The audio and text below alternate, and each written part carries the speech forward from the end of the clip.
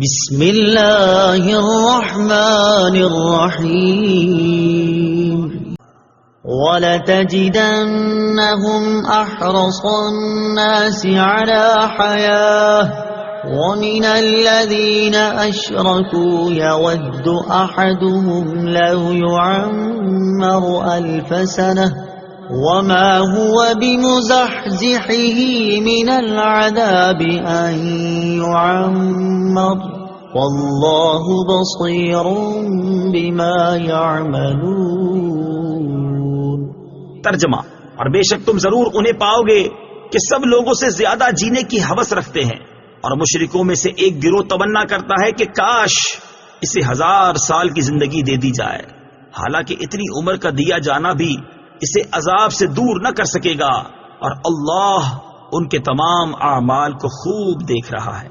احرص الناس علی حیاہ، لوگوں میں سب سے زیادہ جینے کی ہوس رکھتے ہیں۔ تفسیر صراط الجنان میں ہے، مشرکین کا ایک گروہ مجوسی ہے، آپس میں سلام کے موقع پر کہتے ہیں زہ 1000 سال یعنی 1000 برس جیو۔ ان کے اس قول کے پیش نظر آیت کا خلاصہ یہ ہے کہ اے حبیب صلی اللہ تعالی علیہ وآلہ وسلم، مجوسی مشرک 1000 برس جینے کی تمنا رکھتے ہیں، اور یہودی ان سے بھی بڑھ گئے کہ انہیں جینے کی ہوس سب سے زیادہ ہے، حالانکہ اتنی عمر کا دیا جانا بھی اسے جہنم کے عذاب سے دور نہ کر سکے گا، اور اللہ تعالیٰ ان کے تمام اعمال کو خوب دیکھ رہا ہے، اور ان کا کوئی حال اللہ تعالیٰ سے چھپا ہوا نہیں۔ دنیاوی زندگی کے حریص کون؟ یاد رہے کہ کفار دنیاوی زندگی پر حریص ہوتے ہیں اور موت سے بہت بھاگتے ہیں، جبکہ مومن کی شان یہ ہے کہ وہ اگر زندگی چاہتا ہے تو صرف اس لیے کہ زیادہ نیکیاں کرے، آخرت کا توشہ جمع کرے، اور آخرت کا زاد راہ جمع کرنے کے لیے زندگی چاہنا اچھا ہے کہ یہ زندگی کی ہوس نہیں بلکہ آخرت کی تیاری ہے۔